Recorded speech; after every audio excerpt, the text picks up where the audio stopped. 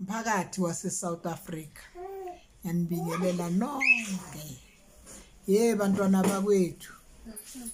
ngumbono omncane ungasho lutho enginawo ngicela ningalaleli ugovernment bamanje badlala ngani bayanibukhisa sisazohlupheka kakhulu nasilalela lo government lamaqembu ay100 and something ukwayibona phweni into enjalo nanifuna ubona ukuthi idemocracy yakhona ibheda kanjani uke wabona phona ukuthi nizovotela ayi umbhedo wodwa lo government azange benento emehluko oqaqile zonke izinto ithembiso azenzile zibheda kuphela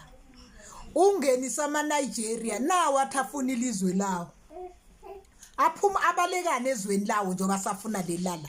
yini lento ewaqosha emazweni awo le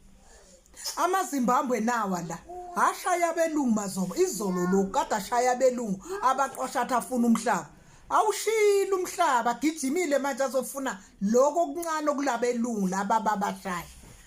yizibhanqa zodwa labantu yilima zodwa siphethwe izilima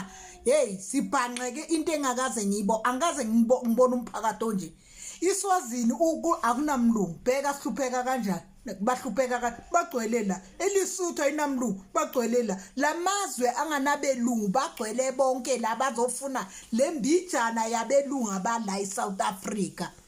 mphakathi waseSouth Africa ake niphaphame ningeze niphaphamiswe yithobogogo abantwana ngo76 salwimpi thina sayincobe sithi sincobile sadlala ngesikhathi sethu ngikhalela isikhathi sethu lamatshe kade agugwa kwenziwa ngiyakhala ngalezi zinto ezenzeka ngo1976 namhlanje njoba sekunje sizoqhamuka sidlala oRamaphosa uzwa bathi bakhulele Soweto uqhamuke Soweto uRamaphosa aqakeke so uRamaphosa yena umuntu angithi uzalwe eSouth Africa into eyenza ukuthi agijima aqhasha ama foreigner ngoba phela ngithi inhlupheko yethu yayazi yini akusiwa lana uRamaphosa akakhuluma iqiniso ukuthi uvela kuphi mphakathi waseSouth Africa phaphamani ningamvotela umuntu omnyama buyelana emabhunwini bamane bahlali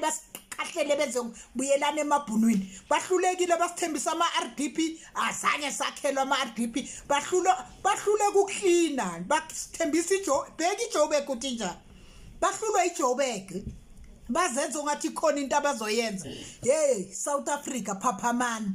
labantu bathatha ukungqola kwabo kwenela ukufika ama foreign linjani South Africa ukufika kwama foreign thina sizalwa la bekunjani before intando yeningi bekusikuni bonke kudobhe ngisho iphepha kwenela ukufika lemtshata ngubo lezinto lenzi bhekani ukuthi kufela kanjani sifela siyacakekile sazi nje ukuthi futhi ngeke sisakhona ukuphuma kulo faila esiyiko kube ile nkunzi zaseNigeria zisuka leNigeria zishila izwe lazo zizofuna ilizwe lethu yindaba zingayolungisa le bona namaZimbabwe yindaba bangalungisa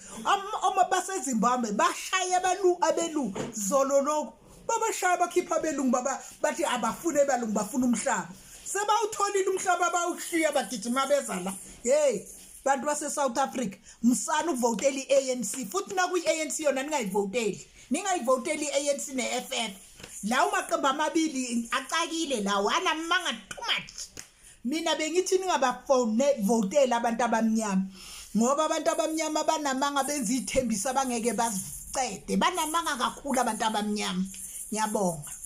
Cha guys, impela mama la kule video ukwatile kakhulu nje. She's very much frustrated with le South Africa lesikuyo namuhla and uyabala nokuthi nje our country is being flooded by bantu bokuhamba that do not have the legal documents yokuthi babe la eSouth Africa nje bacrossa iborder bafohle sinoma kanjani and kuthulekile. I'm sure ukuthi guys ngabe bekuya ngayene lo mama ngabe sonke yasitshela ukuthi sivotele in kodwa fortunate enough we are a democratic country wonke umuntu